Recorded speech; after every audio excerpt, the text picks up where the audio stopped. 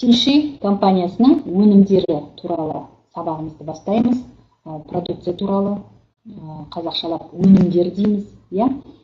Қалай түсінікті болатынын енді өздеріңіз көріңіздер. Бүгінгі продукция жөніндегі сабақта өтетін Орынбаева Майра боламын. Global 21 бизнес жүйесінің көшбасшыларының бірімін. Негізгі мамандығым тамақ өнеркәсібінің инженер-технологы, яғни бұл тақырып менің мамандығыма сәл жақындау. Негізі мынау жер шарындағы адамдарды 100%-ға шағатын болсақ, бар жоғы 15%-ы дені сау адамдар екен. Бізде негізгі өнімдер биологиялық белсенді қоспалар болғандықтан біз әрине денсаулық туралы айтамыз бұл жерде, иә? Адам ағзасының денсаулығы, адам баласының денсаулығы туралы айтамыз. Яғни 15% халық қана дені сау адамдарға жатады екен. 15%-ы аурулар құрайды екен, 15%-ын, ал қалған 70%-ы бұл науқас адамдар. Яғни бас ауыратын, өзін жаңағы қоғамда ұстай алмайтын, аллергиясы бар, түшкіріп түшкіратын, яғни ауруға да жатпайтын, сауға да жатпайтын науқастар құрайды екен, 70%-ын. Міне осының дені саулар қатарына 70%-ды қосу үшін, ол 70%, 15% ауруларға қосылады ма? Жоқ, 15% дені сау адамдар қатарына қосылады ма? Ол әрине әрбір адамның өзіне байланысты дер едім. Яғни егер денсаулығыңызға жауапкершілікпен қарап, денсаулығыңызды жаңағы қадірін біліп күтім жасайтын болсаңыз, әрине дені сау қатарына қосылуға болады. Ал ары қарай қадірін білмей, денсаулыққа көңіл бөлмейтін болсаңыз, уақыт бөлмейтін болсаңыз, 15% аурулардың қатарын көбейтетініңіз бұл айдан анық. Яғни мынау цифрлардың өзі адамды ойландыратын цифрлар.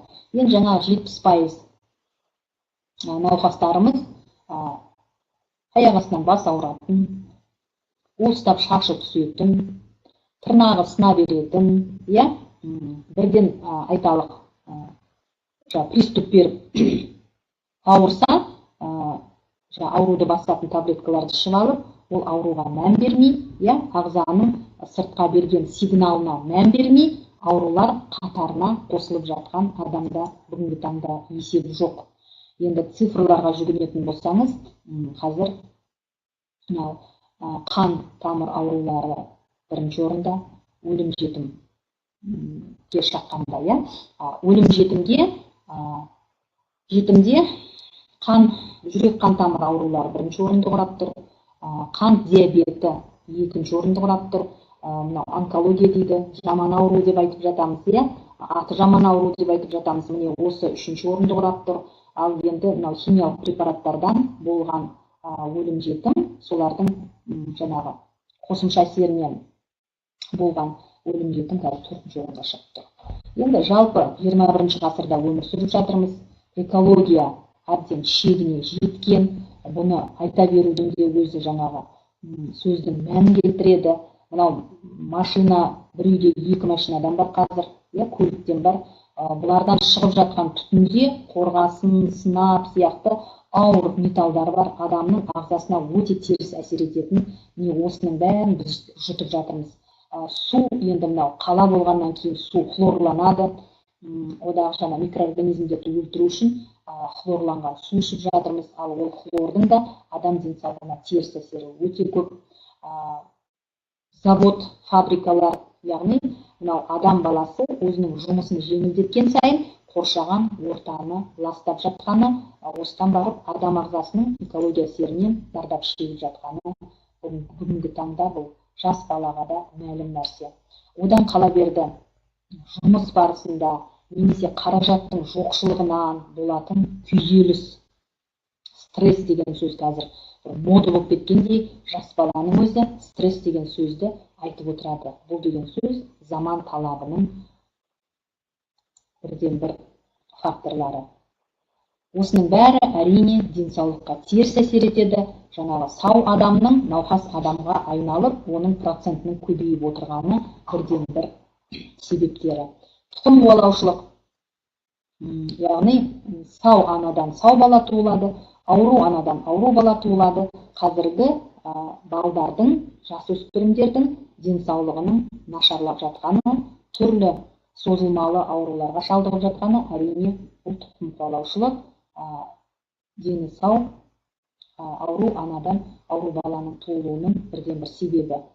Тамақтануды да енді айта беріп, күнделікті айтып жүрген нәрсе. Тамақтың бәрі қазір фастфуд, яғни жеңіл дайындалатын, полуфабрикат дейміз, жарым жартылай дайындалатын, мынау сүт өнімдері, ірімшігіміз болсын, айранымыз болсын, қаймағымыз болсын, бәрі тетрапакетте. Әрине олардың сақталу мерзімдері өте ұзақ, соншалықты уақыт сақталу үшін оған түрлі канцерогендік қоспалар қосылатыны, яғни тамақтанудың да адам денсаулығына бірден бір әсер етіп жатқан факторлардың бірі болуы бұл бүгінгі таңда таңсық нәрсе емес. Негізі адам баласы немен қоректенсең, денсаулығың соншалықты әсер беретіні әрине түсінікті. Енді бүгінгі таңда мынау жаңа полуфабрикат деп жатырмыз, тамақтың ұзақ уақыт сақталуы, ұзақ жерге жеткізілуі, міне осының бәрі қазір ненің арқасында іске асып отыр? Зиянды канцерогенді қосылыстардың арқасында іске асып отыр. Мына таблицада, кестеде Е мен белгіленетін канцерогенді қосылыстардың тізімі берілген. Өте қауіптілері бар, бірінші қатарда тұр. Қауіптілері бар, 4 қатарды түзіп тұр. Е102-ден Е637-ге дейін.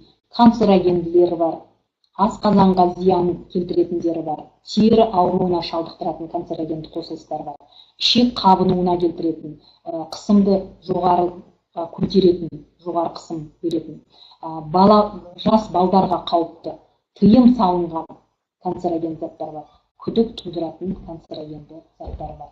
Кез келген мынау дүкеннен алып жатқан, тамақ өніміне қолданып жатқан консервіні алып қарайтын болсаңыз, немесе жаңа полуфабрикатты алып қарайтын болсаңыз, кез келгеннің құрамында осы зиянды канцерогенді қосылыстың біреуі емес, бірнешеу кездеседі. Мұның бәрі әрине біздің ағзамызды белгілі бір дәрежеде ластап жатқаны бұл айдан анық нәрсе. Міне сондықтан қазір жастардың арасында жаман ауру дейміз, атын айтуға да қорқамыз, онкология аурулары етек алған жап-жас балдар онкологиялық больницаларда химиотерапия алып, лазер терапия алып, мысалы өмірі басталмастан өмірмен қоштасатын дәрежеге жеткізіп жатқаны осы факторлардың әсері. Енді біздің тиши өнімдері, бұл Тибет медицинасы негізінде дайындалған. Тибет бұл шығыс медицинасының бірден бір жаңағы бастамасы. Негізі шығыс медицинасы бар, батыс медицинасы бар. Батыс медицинамыздың тарихы әрі кетсе 200 жылды құрайды. Луи Пастер микробты ойлап тапқаннан бері қарай, көп болса 200 жыл уақыт өткен шығар. Содан бері антибиотик ойлап табылып жатыр, химиялық дәрі-дәрмектер ойлап табылып жатыр. Бұл батыс медицинасы. Бір сөзбен айтқанда, дәрігеріміз баратын, оның жазып беретін дәрі-дәрмегі, аптекада сататын, больницалар жатып емделетін, бұл батыс медицинасын құрайды. Ал шығыс медицинасы бұл тарихы 5000 жылға тамырлайтын, ежелден келе жатқан медицинамыз. Міне біздің тинши өнімдері осы шығыс медицинасы негізінде дайындалған. Енді салыстырайық шығыс және батыс медицинасының айырмашылықтарын бірнеше мысалдармен, бірнеше түрлермен дәлелдейік. Жалпы шығыс медицина толық ағзаны қалпына келтіреді. Айталық, батыс медицина диагноз бойынша және мүшені ғана емдейтін болса, айталық, кардиолог тек қана жүрегімізді алып қарастырады. проктолог тек қана тікшегімізбен жұмыс жасайды, нефролог тек қана бүйрегімізбен жұмыс атқарады, яғни жеке мүшені ғана емдейді. Ал шығыс медицинасына келетін болсаңыз, бұл жерде ағза, бір тұтас ағза, ол бір-бірімен энергетикалық байланыста болады деп қарайды да, ағзаны толық қарайды. Сөйтіп, толық ағзаны қалпына келтірумен айналысады.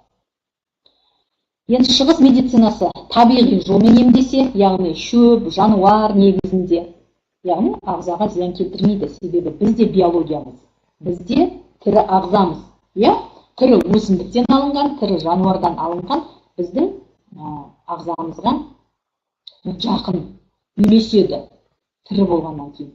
Ал батыс медицина химиялық препараттармен, улы, көп мөлшерде теріс әсері бар химиялық препараттармен емдейді. Оған келісесіздер. Шығыс медицинасы профилактикаға негізделсе, яғни аурудың алдын алумен айналысса, ал батыс медицинасы қалыптасқан ауруды емдейді. Шығыс медицинасы аурудың тамырын, себебін анықтап, содан құтқаратын болса, ал батыс медицинасы тек қана аурудың симптомдарын емдейді.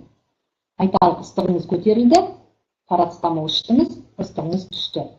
Ыстық неден көтеріліп жатыр? Ол қандай инфекцияға организмнің реакциясы? Оны батыс медицинасы емдемейді. Ал шығыс медицина температураның шығып жатқан себебімен күреседі. Сонымен бірге, шығыс медицинасы ауруды тамырымен алып тастаса, ал батыс медицина созылмалы аурулар қалады. Яғни, жаңағы ыстығыңыз көтеріліп тұрса, ыстығыңызды түсіреді де, симптомдарын алады да, ал ары қарай ол созылмалы ауруға көшеді. Мысалы, хронический пилонефрит, хронический тонзиллит, яғни созылмалы түріне өтеді. Организмде ол мүше ауру күйінде қалады, яғни созылмалы ауруға ұласып қалады. Шығыс медицинада ағза энергетикасын ескереді.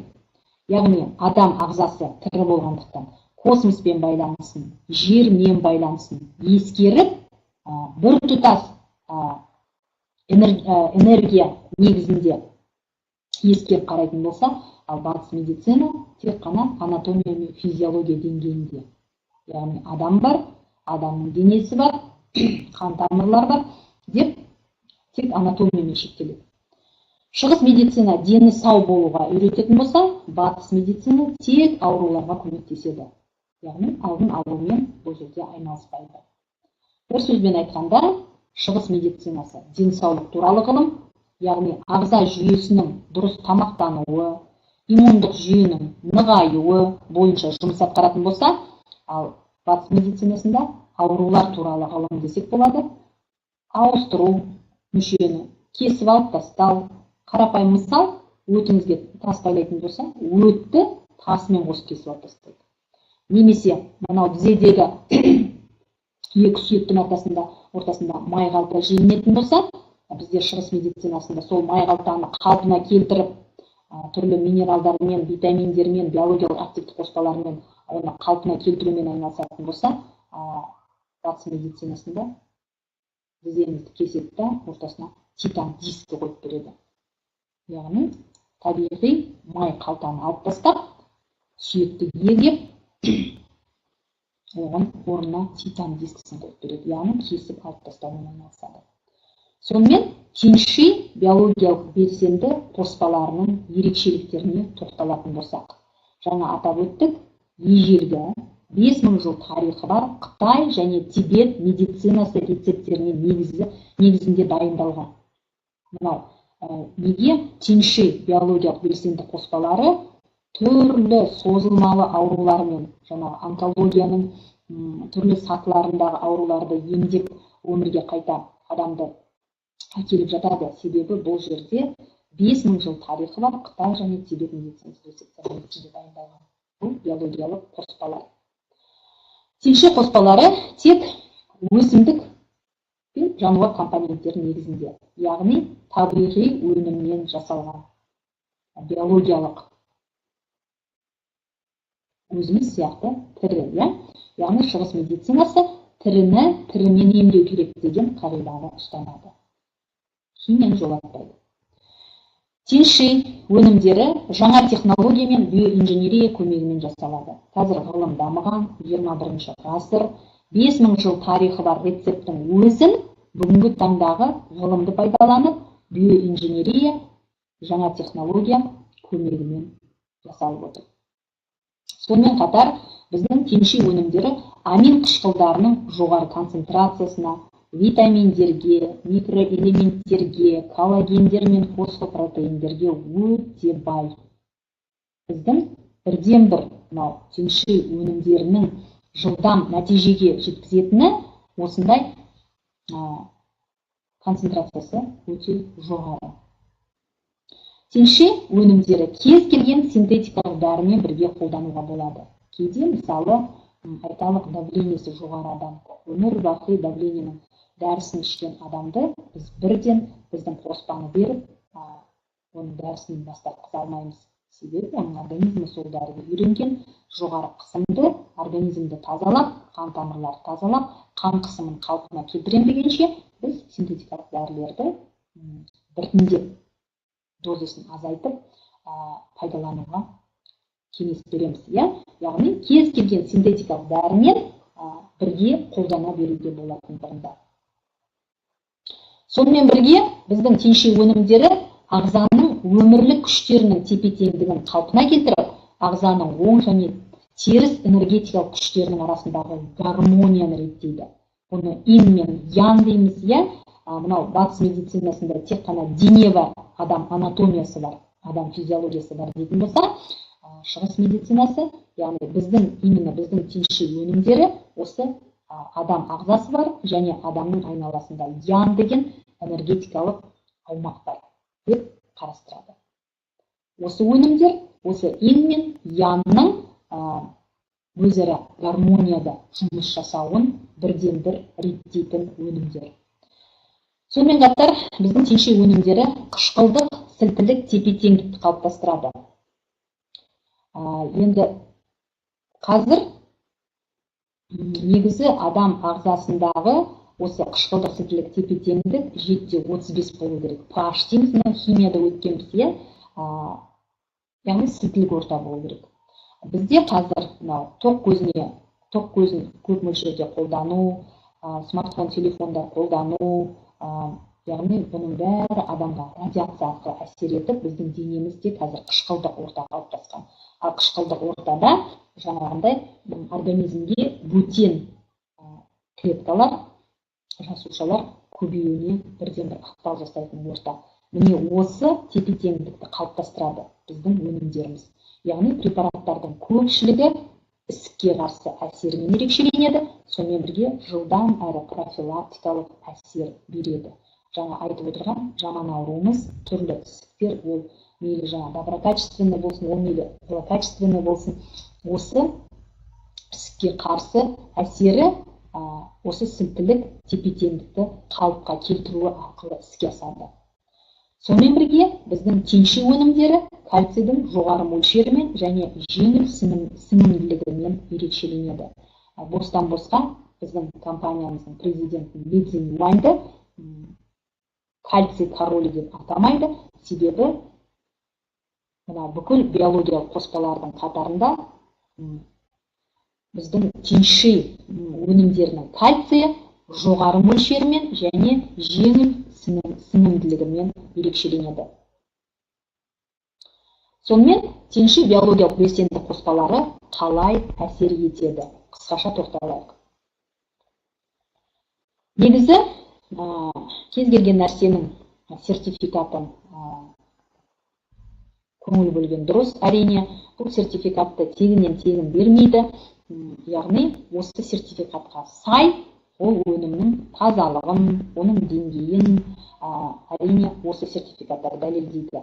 Міне, Қазақстан Республикасының берген сәйкестік сертификаттары 50-ден аса өнім бар ма? Біздің тиньши компаниясында соның әрқайсысына жеке-жеке Қазақстан Республикасы сәйкестік сертификаты берілген. Жаңағы институт питания дейді, академия питания дейді ғой, тамақтану академиясының берген сәйкестік сертификаттары. Бүкіл өнімнің, ол прибор бола ма, ол биологиялық белсенді қоспа болады ма, ол косметика сериясы бола ма, ол жууға пайдаланатын құралдар бола ма, әрқайсысының сәйкестік сертификаты бар. Мұны Біріккен ұлттар ұйымы берген экологиялық таза сертификаты. Біріккен ұлттар ұйымын білесіз, бұл дүниежүзілік ұйым. Соның өзі осындай сертификатпен бағалап отыр.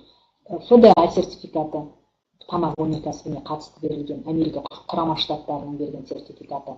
Енді ISO сертификатының біздің өнімдерде бірнеше түрі бар. Сапа сертификаты ISO-ның бірнеше түрі бар. Халал сапа сертификаты, яғни мұсылмандық қауымның шарттарын орындау барысында өнімнің дайындалатынының бірден бір дәлелі. Бұл сертификаттар әрине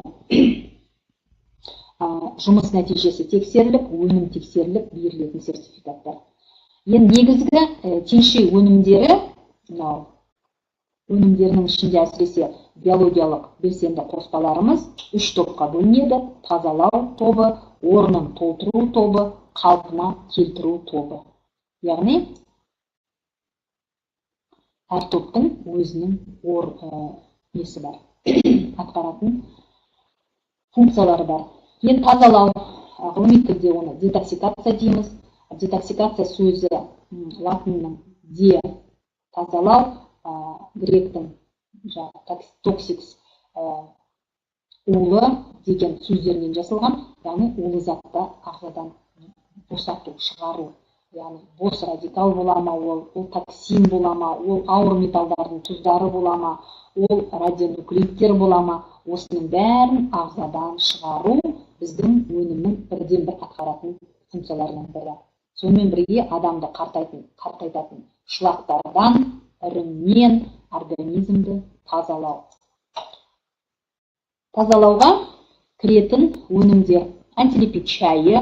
Енді оның сипаттамасына мен толық тоқталмаймын, себебі егер біздің Global 21 бизнес жобасына тіркелген болсаңыз, сізге бұл каталог берілді. Каталогтың ішінде әрбір өнім туралы толық сипаттама берілген. Қысқаша айтайын, мынау шай императордың семьясына арналған рецепт бойынша дайындалған. Ол рецепттің тарихына 2000 жылдан асып кеткен, және ол уақыт өткен сайын жылдан жылға рецепт жақсартылып келе жатыр. Бүгінгі таңда нанотехнология, биоинженерия ғылымдарының негізінде дайындалған шай. 12 қасиеті бар. Бірден бір қасиеті сіздің қан қысымыңызды реттейді. Міне адам ағзасы, жүрек қан тамыр жүйесі дейміз. Жаңа өлім жетімде бірінші орын осы жүрек қан тамырлар жүйесі ауруларынан болғандығы қазір дүниежүзілік статистикада жыл сайын аталып отыр. Яғни денеміздегі метр емес, километрде болуы мүмкін жүрек қан тамырлар жүйесі. Осы жүрек қан тамырлар жүйесін жаңағы антилипид шайы өте керемет тазалайды. Бірден бір функциясы. Мына адам денесі толып жатқан, торлаған қан тамырлар. Осы қан тамырдың бәрі әрине ластанады. Экология есебінен ластануының бірден бір дәлелі мына атеросклероз және тромбоз немесе спазмдар. Спазм бұл кальцийдің жетіспеушілігінен болады. Яғни қан тамырының дуалы дейміз ба, стенкасы өзінің серпімділігінен айырылады. Сол кезде спазмдар болады. Енді атеросклероз бұл тамақтану, дұрыс тамақтанбау және қозғалыс аз болғандықтан көбейіп отырған бірден бір ауру түрлері. Осы қан тамырын тазалайтын бірден бір өнімдеріміздің бірі жаңағы антилипид шайы. Міне қалыпты артерияны көріп отырсыздар, орташа атеросклеротикалық түйінді көріп отырсыздар және ауыр түрін көріп отырсыздар. Бұл жерде қараңыз, міне қалыпты артериядағы ағып келе жатқан қан, ауыр атеросклеротикалық түйін бар тар жерден өткен кезде әрине ол қан қысымын, яғни қан тамырының қысымын жоғарылататын сөзсіз. Чай для похудения. Бұл да шайымыздың екінші түрі. Жаңағы 12 қасиет бұл жерде де бар. Енді бұл екі шайдың айырмашылығы, мынау арықтауға арналған шай дейміз. Компанияда оны тынфен чай деп атайды. Тынфен чай шайы көбірек ас қорыту жүйесін тазалайды да, аз мөлшерде қан тамырларын тазалайды. Бірақ екеуіне де тазалауға қатысады. Ал антилипид шайы керісінше көп мөлшерде қан тамырын тазалайды да, азырақ мөлшерде мынау ас қорыту жүйесін тазалайды. Мен кеңес берер едім, екі шайды де алып, екеуін кезек-кезек пайдаланғаныңызда. Сонда сіз қан тамырыңызды ас қорыту жүйесінде жақсы қалыпты жағдайда тазалап алатыныңызға сенімдімін. Міне, дұрыс тамақтанбаудың әсерінен организмде болып жатқан өзгерістің бірден-бір дәлелі. Бет алды тамақтану, аз қимылдау, жаңағы канцерогенді заттарға тола фастфуд дейміз ғой, жылдам дайындалатын тамақпен тамақтану салдары осындай дәрежеге жеткізеді. Міне осы ағзаны біздің өніммен қалпына келтіру мүмкін. Бірден-бір мүмкіндік организмді қалпына келтіру біздің өнімдерді пайдалану. Екі еселенген целлюлоза, бұл да жаңа тазалау тобына кіретін бірден-бір өнімнің бірі. Бұл жерде жүгері, долана,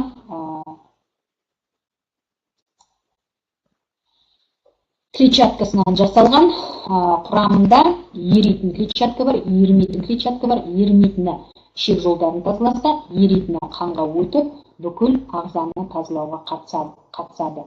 Өз басым жатарда осы екі еселенген целлюлозаның 10 таблеткасын суға жібітіп, кесел сияқты не болады, сұйық болады, соны ішіп жатсам, таңертең өзімді тынық демалып, организмнің рахметін сеземін. 10 таблеткасының шешетін проблемасы. Енді міне тоқшекте үлкен дәреттің қатуы қазір жастың да, үлкен кісілердің де арасында кең тараған нәрсе. Бұл нәрсені айту ыңғайсыз, сондықтан көп адам бұны жаңағы жасырады, ішінің қататынын, сосын оны екінің бірінің іші қататын болғандықтан күнделікті бір етіміз үйреніп кеткен дағды ретінде көреміз. Шын мәнінде аурудың бәрі осы іш қатудан, соның себеп салдарынан болып жатқанын қазір ғалымдар мойындады. Мына тоқ ішектегі қарамен көрсетілген жерлер, қай жерінде ішіміз қататын болса, сол орган, сәйкес орган содан зардап шегеді екен. Мысалы, қалқанша безіміз сол жақ бөлігінде тоқ ішектің іш қату етек алса, ұзақ уақыт, яғни қалқанша безіміз істен шыға бастайды деген сөз. Егер мынау көлденең тұсы бар тоқ ішектің көлденең тұсында іш қату орын алса, бұл деген сөз жүректің, өкпенің жұмысы нашарлайды деген сөз.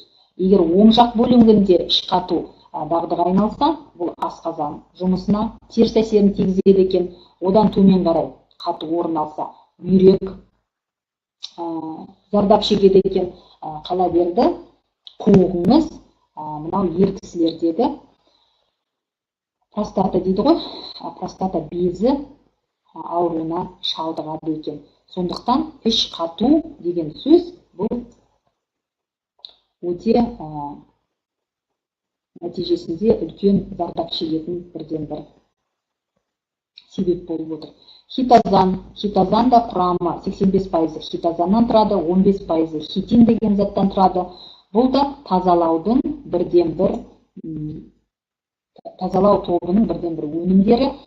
Хитозанды мен өз басым теңшеге қатысы жоқ Ресей физигінің жаңағы нетіп таратып айтып берген лекциясын тыңдағанмын.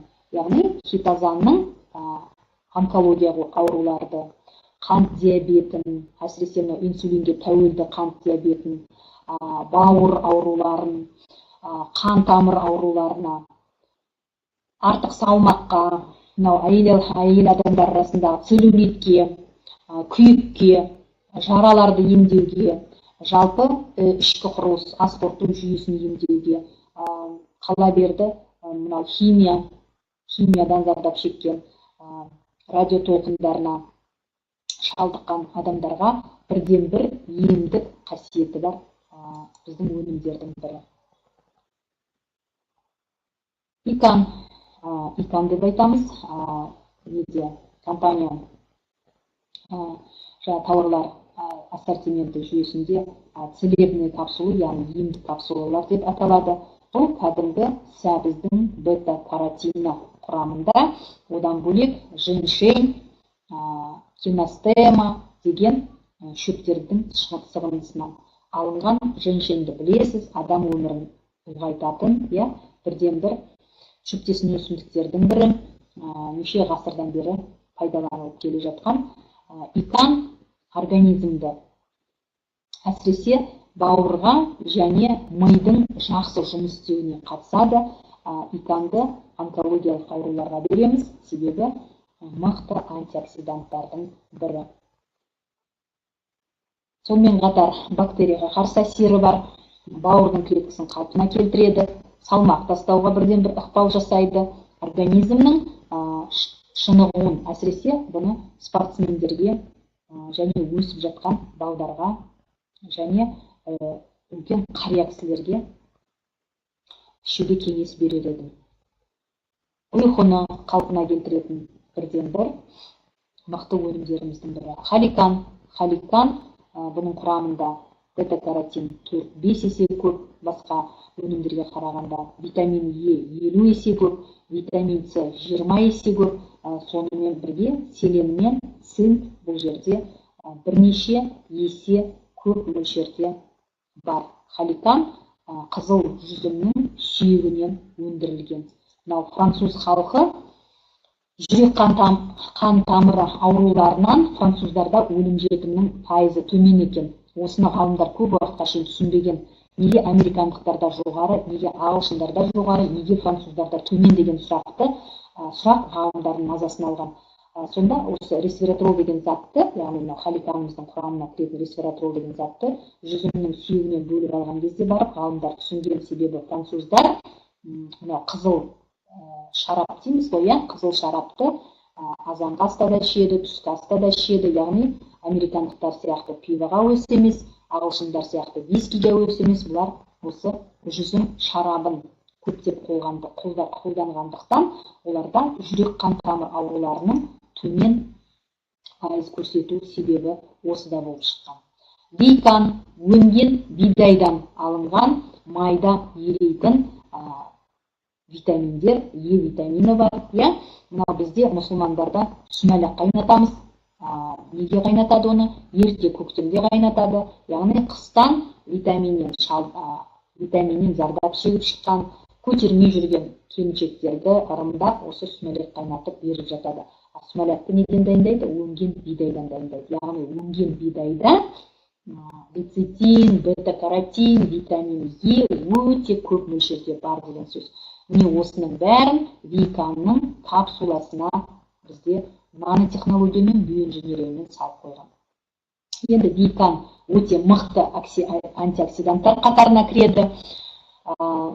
Әсіресе мынау оттегі жетіспеушілігі, көздің көруіне бірден бір ықпал жасайтын.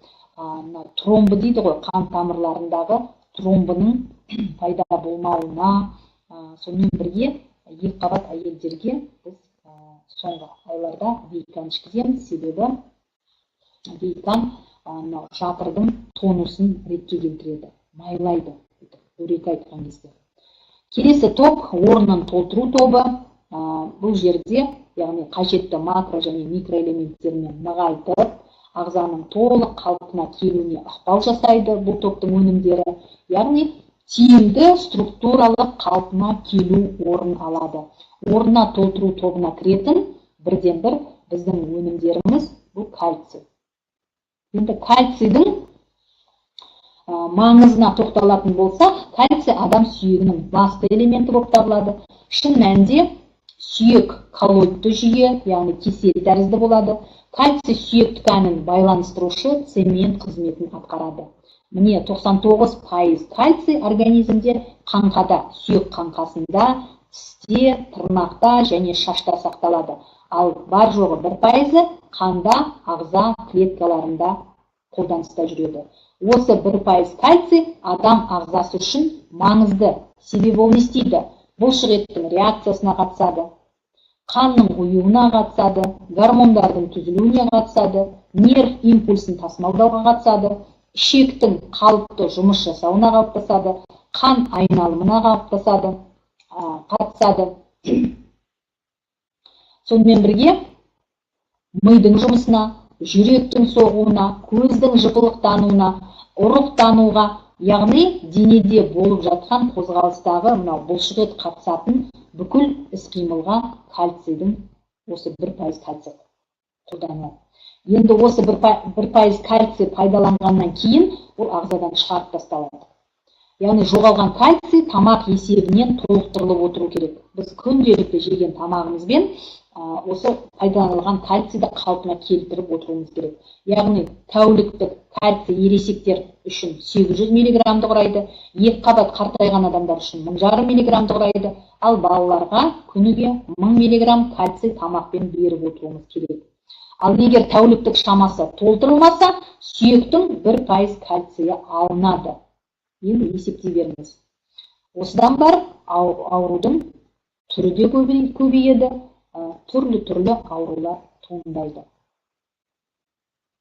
Міне кальцийдің тәуліктік мөлшерін жаңағы ересек адам болсаңыз, екі қабат әйел болсаңыз 1,5 миллиграмм, ересек адам болсаңыз 800 миллиграмм, бала болсаңыз өсіп жатқан 1000 миллиграмм кальцийді қалпына келтіру үшін сіз бір тәулікте 1 килограмм ірімшік, 250 грамм іркілдек, холодец дейміз ғой, сүйектен қайнатылған, сондай жеуіңіз керек, немесе 3 литр қолдың сүтін және 1 тәрелке сүйектен қайнатылған сорпа ішуіңіз керек.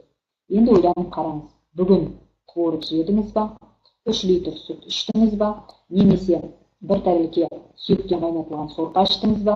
Егер бұл нәрсені пайдаланбаған болсаңыз, сіздің сүйегіңіздің 1% кальцийі организмнің жаңа жүректің соғуына, ішектің қимылына, бала болсаңыз жүгіріп ойнап тұрғаныңызға, әйел адам болсаңыз кухняда жасаған бүкіл тірлігіңізге, бұлшық ет қимылыңызға 1% кальций алынды деп есептеңіз. Енді Құдайдың күні көп па, желінген ірімшігіңіз көп па? Есептей беріңіз. Сіздің организміңіздегі кальцийдің жетіспей жатқандығы осыдан. Міне сау сүйекте кальций жеткілікті, яғни сүйектің қаңқасы жаңағы айттық қой, цементпен бекітілген.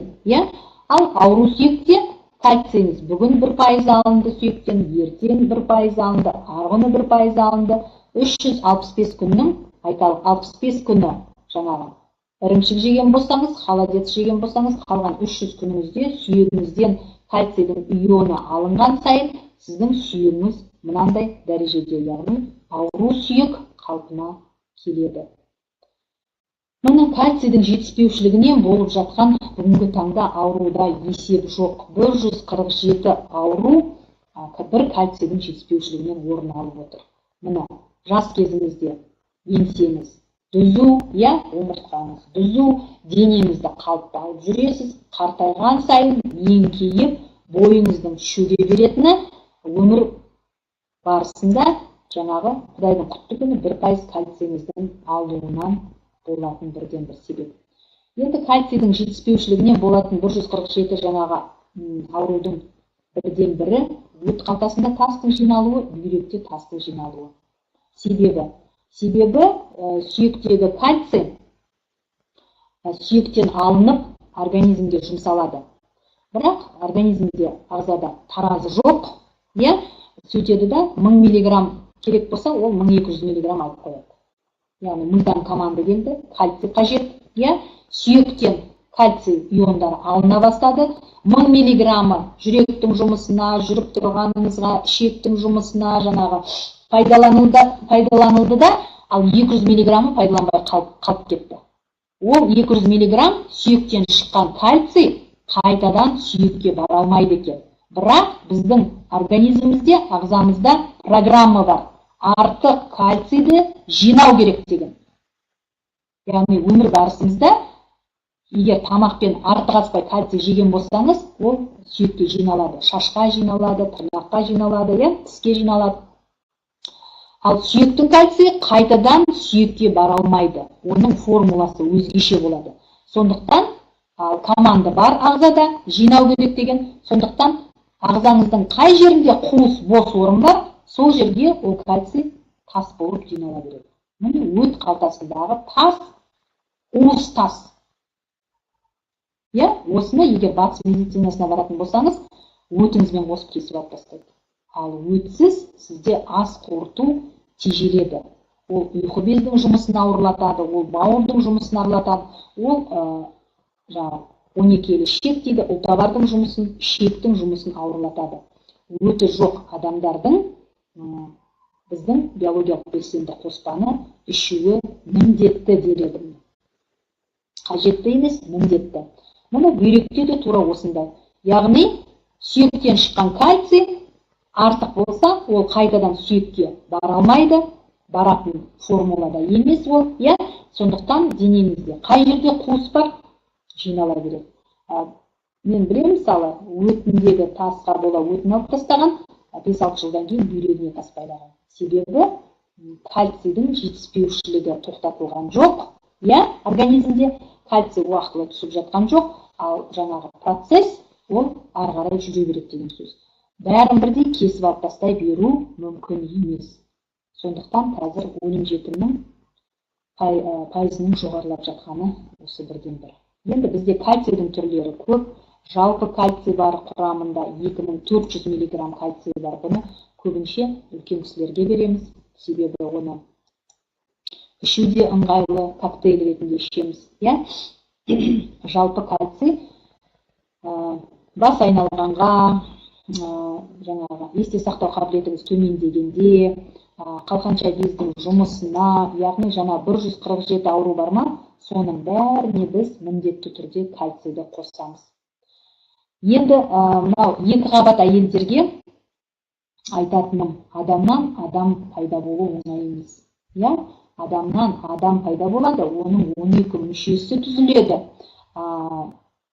Яғни дені сау 12 мүшесі түгел адам пайда болу үшін оған қанша кальций керек, қанша микроэлемент керек, қанша макроэлемент керек, осы нәрсені түсіну керек. Сондықтан екі қабат әйелдерге әсіресе 7-9 аптада міндетті түрде 3 коробка кальций балаларға арналған ішу керек, және 30-32 аптада міндетті түрде 3 апта ішу керек. Неге? Себебі 7-9 аптада баланың сүйегі қалыптасады. Баланың сүйегі қалыптасқан кезде сіз егер күнделікті жаңағы көрсеткен 2 килограмм ірімшігіңізді, бір тостақ сүйектен қайнатылған сорпаңызды ішпейтін болсаңыз, ол баланың сүйегіне сіздің тісіңізде кальций алынады, сіздің шашыңызда кальций алынады, сіздің сүйегіңізде кальций алынады. Яғни анасының, ол деген сөз, неге жаңағы баланы туып алғаннан кейін, немесе 2 қабат кезде уыстап шаш түсе бастайды, тырнақ сына бастайды, тісіңіз құрт жеп барып жұлдырып жатасыз, жұлдыруға болмайды, емдеп жатасыз. Себебі бала сізден бар кальцийіңізді алып жатыр. Себебі ол 12 мүшесі түзіліп, адам болып өмірге келу керек. Сондықтан екі қабат әйелдерге біздерде өнімдердің ішінде витамин В тобын, спирулинді, балаларға арналған кальцийді, иканды уыстап, цинкті уыстап жеңіз дер едім.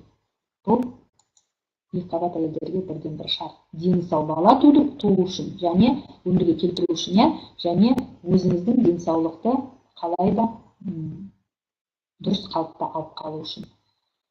Мынау енді ер кісінің ұрығының сызбасы көрсетілген, кескіні.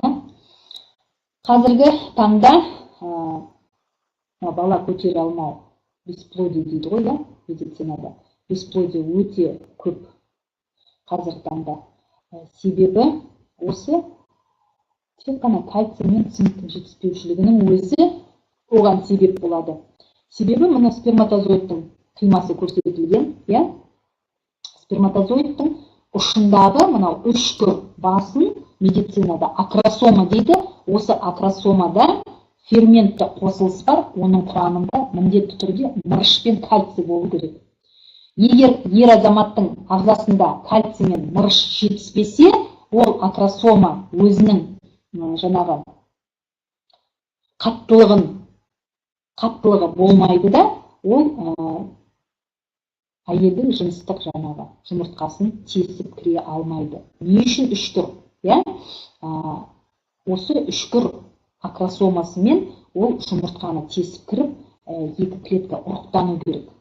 Осы нәрсе іске аспайды. Егер акросомадағы жаңағы мырыш, кальций, ферментті қосылыста мырыш пен кальций жетіспесе, яғни миллиард сперматозоид барсын жұмыртқаны ұрықтандыруға, ешқайсысы ұрықтандыруға қатыса алмайды. Себебі ода тесіп кіретін басындағы акросомасы әлсіз деген сөз.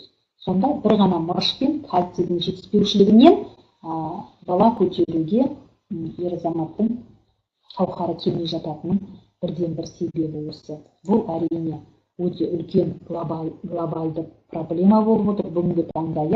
Мұны екі қабат әйелдерге, жас балдарға дұрыс жетілу үшін, ақыл есі бүтін болу үшін, мектептегі программаны дұрыс қабылдау үшін балалар кальцийін береміз. Яғни кальцийдің бала ағзасына жетіспеушілігінен қандай өзгеріс болады? Әрине дамуы тежеледі, кеш жүреді, жаңа бала, бас қаңқасы квадрат тәрізді болады, тістері кеш шығады. Мен білем, мысалы, 1 жасқа келген бар жоғы 2 тісі бар балдарда. Бұл деген сөз кальций катастрофически жетіспейді деген сөз. Аяқтары тамыр тартылады, тістеуі ақаумен дамиды, кейіннен брекет кигізіп тісті қалпына келтіріп жатады. Соның бәрі бала күнінде анасының ішінде жатқанда кальцийдің жетіспеушілігінен. Рахит бірден бір етек алған кальцийдің жетіспеушілігінен болып жатқан бала ағзасындағы кеселдер. Жиі суық тиіп ауыру, яғни иммунитеттің төмендігі. Ал енді өсіп жатқан жасөспірімге де кальцийдің жетіспеушілігінен болатын көптеген проблемалар бар. Ол сүйек аурулары, жаңа остеопороз, остеохондроз, сүйек аурулары, аяқтың тартылуы, қазір жас балдардың, жасөспірімдер арасында өте көп, иммунитеттің жетіспеушілігі, тез шаршау, мектептен келіп, сілесі қатып, жаңа кеппен шапқаннан бес-бетер болып келетіні, тез шаршау. Бұл да кальцийдің жетіспеуі. Есте сақтауы нашар болуы, сабақты қабылдамауы, программаны қабылдамауы, аллергия, қазір балдардың арасында өте кең етек алған. Осы аллергияның өзін бір ғана детский кальциймен шешуге, балаларға арналған кальциймен шешуге болады. Безеу, ұйқының бұзылуы, бой мен ой өрісінің тежелуі, бұл қазіргі жасөспірімдердің арасындағы етек алып жатқан бірден бір аурулардың түрі. Яғни балаңыздың дені сау болсын, мектеп программасын дұрыс игерсін дейтін болсаңыз, біздің тиншілдің балалар кальцийін беруіңізді сұраймын. Балаңыз дұрыс өседі, дұрыс қалыптасады, мінезі дұрыс болады, программаны дұрыс қабылдайды. Ертең қалаған мамандық иесі болуға, яғни дені сау бала тәрбиелейсіз. Енді мидың жұмысын жақсартатын биокальцийіміз бар. Бұл кальций туралы да сағаттап айтуымызға болады. Каталогта толық мәлімет берілген. Бірден бір менің қол жеткізген нәтижем, 9-шы сынып оқитын бала үнерез дейді ғой, төсекке кіші дәретті жіберу. 15 жасқа келген жасөспірім жігіт десе болады. Бармаған жері, баспаған тауы жоқ. Бүкіл осы Шымкенттің менмін деген медициналық орталықтарына өздері ауылдық жерде тұрады. Жаңағы сиырын сатып, 100 мыңдап келіп, қаратқан бір күнде нәтиже болмаған. Осы біздің мидың жұмысын реттейтін биокальцийімізді беріп, фруктозанымыз, жаңағы 2 еселенген целлюлозамыз, хитозанымыз санаулы өнімнің берудің нәтижесінде бала 4 күн дегенде үзілді кесілді жаңағы үнерез дертінен емделді. 15 жасар жасөспірім жігіт. 15 жылда жасамаған ем жоқ. Неге? Себебі мынау қуық деген бұлшық еттен жасалған қалта, қуық, сол толған кезде бұлшық еттен миға сигнал барады. Біріншіден ол бұлшық ет қалта болғандықтан, әрине кальций жеткілікті болса, ол серпінді болады, ішіндегі жаңа сұйықтықты ұстайды. Екіншіден, мынау қуықтан миға информацияны тасымалдайтын бірден бір элемент бұл кальцийдің иондары. Кальций жетіспеген кезде қуықтың толған туралы информация миға жетпейді. Сондықтан қуық толған кезде ол жаңағындай ми ол жұмысқа қатыспағандықтан әрине төсекке жібереді. Міне бір кальцийдің осындай үлкен кеселді емдеп жазған нәтижесі. Шайнайтын биокальцийіміз бар, ауыз қуысына, зобқа, қалқанша без ауруларына, тістің қалыпты өсуіне, сақталуына бірден бір себебін тигізетін шайнайтын кальцийіміз бар. Мынау қант диабеті ауруына шалдықтарға арналған қанттың жаңағы мөлшерін төмендететін кальций бар. Мына жерде мырышты көріп отырсыздар. Бұның бәрі өсіп жатқан ағзаға, өмірге қабілетті ағзаға қажетті элементтер. Яғни бір мырыштың өзі адам ағзасында 200 ферменттің түзілуіне қатысады. Яғни егер мырыш жеткіліксіз деген болса ағзада, ол 200 ферменттің түзілуі тежеледі деген сөз. Ол деген өте үлкен организмде болатын биологиялық өзгерістерге, биохимиялық өзгерістерге әкеліп соқтырады. Осыдан барып, бір мырыштың жетіспеушілігінен толып жатқан созылмалы ауруларға адам шалдығып жатады. Сонымен бірге мырыш өсіп жатқан ағзаға қатысатын бірден бір элемент, яғни регенерация клетка дейміз ғой, клетканың өніп өсуіне қатысатын бірден бір микроэлемент мырыш. Сыну болғанда, операциядан кейін иммунитет қатты түскен кезде біз мырышты тағайындаймыз, себебі мырыш бұл мықты иммуномодулятор. Енді үшінші топқа келіп қалдық. Қалпына келтіру тобының өнімдері, биологиялық қоспалардың. Бұл ағза мүшелері мен жүйелерінің функцияларын жандандырады. Біздің ағза қалпына келуге өте бейім. Бар болғаны ағзаға қажетті элементтерді жеткізсеңіз болды, ол өз кезегінде қай элементті қайда жіберуді өзі реттей алады. Яғни біздің ағзамыз қалпына келуге бейім. Бұл топты бастап отқан өнімдеріміздің бірі кардицепс. Кардицепс бұл 3,5 метр биіктікте Тибет тауының шыңында өніп өсетін жаңағы жартылай өсімдік, жартылай жәндік, оның атының өзі осылай аталады. Бұл кардицепс біздің Іле Алатауының басынан да Қазақстанда табылды, жолға қоямыз деп хабар арнасынан хабарлады. Яғни қазақ халқын 150 жасқа дейін өмір сүруіне бірден бір мүмкіндік беретін осы кардицепс деген Қазақстан ғалымдарының хабарламасы хабар арнасынан берілді. Бұл кардицепсті мен ең алдымен спортсмендерге тағайындап едім.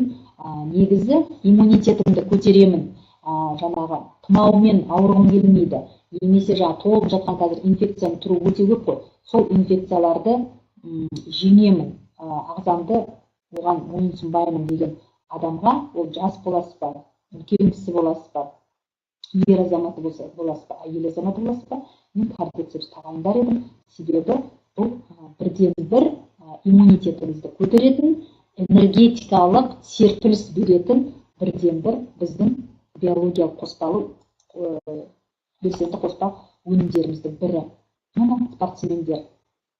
Спортсмендерге бұл биологиялық қоспалар бірден бір қажет, себебі олар үлкен физикалық шаршауға ұшыратады организмдерін. Ал ағза соған төтеп беру үшін, бір қалыпты деңгейде ұстау үшін, әрине оған бірнеше есе, мысалы, спортпен айналыспайтын адамға қандай да бір мөлшерде қажет болса, спортсмендерге ол мөлшерде 2-3 есе тұтынуға кеңес берер едім. Кардицепс сонымен организмге улы заттар шығаруға қатысады, иммунитетті қалпына келтіреді. Яғни организмнің кез келген инфекцияға қарсы төтеп беруіне бірден бір жаңағы ықпал жасайтын осы кардицепс.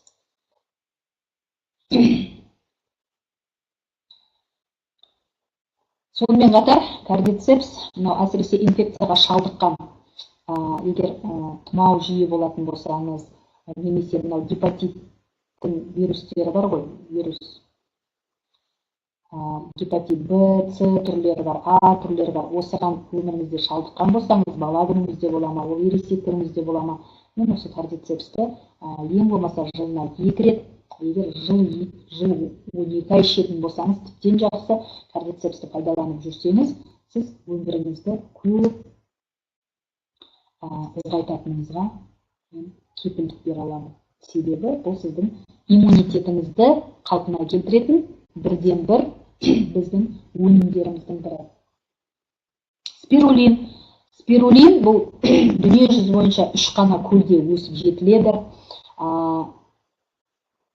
Бұл спирулиннің жерде пайда болған уақыты 500 миллион жыл болып есептелген.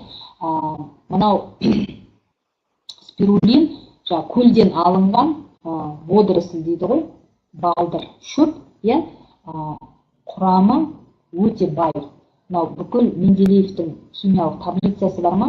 Сол таблицадағы элементтің баршасы, барлығы демей қояйын, баршасы осы спирулиннің құрамына кіреді. Спирулин ішетін болсаңыз, сіздің гормондарыңыз қалыпты жұмыс жасайды, иммунитетіңіз жоғары болады, организмдегі зат алмасу қалпына келеді, сонымен бірге қан қысымыңыз қалпына келеді. Яғни ішектің микрофлорасының қалпына келуіне де осы спирулиннің бірден бір ықпалы бар. Яғни қанды тазалауға, артық салмақты тастауға бірден бір өнім. Енді бұдан басқа суперсерен, селен, омега-3, облепихамаймен, витамин Е-мен қанықтырылған, глюкозамин буындарға арналған, көзге арналған витамин, фруктозан сығындысы, гелокс ертісілерге арналған капсулалары, Б тобының витамині, губао, наптокинка, осының бәрі организмді қалпына келтіретін бірден бір өнімдер. Бұл өнімдер не істейді? Организмге негізі біздің теңші өнімдерінің бірден бір керемет қасиеті организмге түседі де, әрқайсысының аз да болса тазалайтын несі бар, әсері бар. Және не жетіспей жатыр, соны тастап кететін әсері бар да. Сондықтан бұлай 3 топқа ажыратылғанмен әрбір өнімнің осындай 3 жақты қасиеті бар. Жай ғана неге топқа бөлеміз? Яғни тазалау әсері жоғарырақ болса, оны біз тазалау тобына біріктірдік. Қалпына келтіретін функциясы жоғарырақ болса, өнімнің оны қалпына келтіретін. Бірақ әрқайсысының аз мөлшерде тазалайтын қасиеті бар. Енді бұл биологиялық белсенді қоспалардан басқа бізде косметика, бетке арналған маска, бет күтіміне арналған әсіресе эссенция, мынау тайм шодо цирцея Жапониямен бірге дайындалған Time Shadow Cercea сериясы кремдері бар, көздің айналасына арналған, түнде жағатын, күндіз жағатын, яғни косметика сериясы да бізде қарастырылған. Бұдан басқа үй күтіміне арналған, тазалауға арналған құралдар, ыдыс жууға, кір жууға, көп қызметті құрал бар, мынау жуып тазалауға қатысатын серия. Онымен қатар жуынып шайынуға қажетті құралдар бар. Күнделікті басыңызды жуатын емдік шампунь, бұл анау синтетикалық шампуньнен өзгеше, бағасына сай, емдік қасиеті бар. Бальзам, шөп сығындысынан жасалған тіс пастасы, балаларға арналған тіс пастасы және тісіңізді ағартатын паста да бізде өнімдердің ішінде бар. Бұдан бөлек аксессуарлар бар, яғни көрпе бар жамылатын, астыңызға төсенетін матрас бар, басыңызға жастыратын жастық бар. Бұлардың барлығының емдік қасиеті бар. Турмалин жұлдызшаларымен қамтамасыз етілген, адам энергетикасын қалпына келтіретін, яғни сіз 8 сағат ұйықтайтын болсаңыз, 8 сағат осы аксессуарлар сіздің денсаулығыңызды қалпына келтіреді. Және емдік браслеттер бар. Әйел адамдарына арналған, ер азаматтарға арналған, әртүрлі неден жасалған, металдардан жасалған.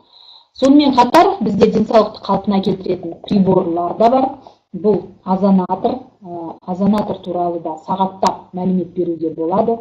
Озонатормен сіз жеміс жидекті, ішетін суыңызды, бөлмедегі ауаны тазалауға бірден бір құрал. Озонның қасиеті хлордың тазалау қасиетінен 3000 есе күшті. Яғни хлормен суды тазалап қандай да бір микроорганизмдерден тазалайтын болсақ, сол суды озонатормен тазалайтын болсаңыз, хлордан оның күші 3000 есе артық.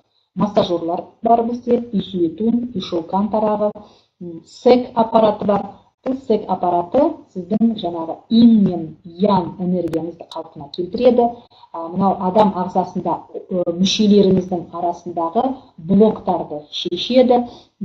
Яғни тек қана жаңағы токсиндерден, қоспалардан жаңағы тазалап қана қоймайды, радионуклидтерден ғана тазалап қоймайды, сонымен қатар сізді энергетикалық тазалайтын бірден бір приборларымыз бізде бар.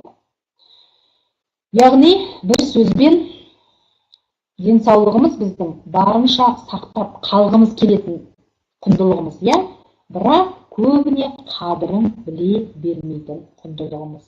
Сондықтан өмірді жақсы деңгейде өмір сүргіңіз келсе, өміріңізді ұзартқыңыз келсе, дені сау адамдар қатарына қосылғыңыз келсе, әрине мен Тиньши компаниясының өнімдерін сіздерге насихаттаймын. Жақсы сау болыңыздар.